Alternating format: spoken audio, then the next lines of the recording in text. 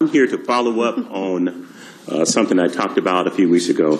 I had a number of questions that I wanted to pose to the police department, and Councilwoman Purnell was kind enough to direct the chief of police to help me find answers to those questions. So I thank you very much for that, because I think government agencies work when the supervisors, city councils kind of give them some direction. So I really appreciate that.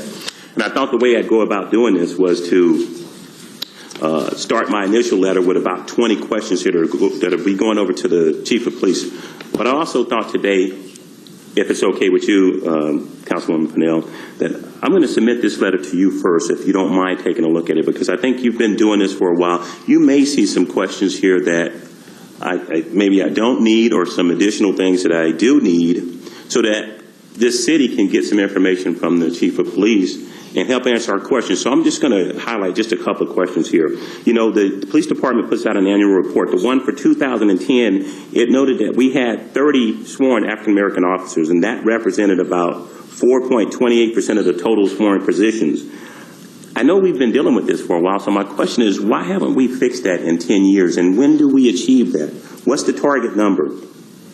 I have some questions about the use of the surveillance cameras, and I want to know, are there policies in place as to who accesses that information? Is that documented? Are there personnel in this city who are non-sworn who has access to those cameras? So I'll push this letter up to you, and hopefully we can talk about that.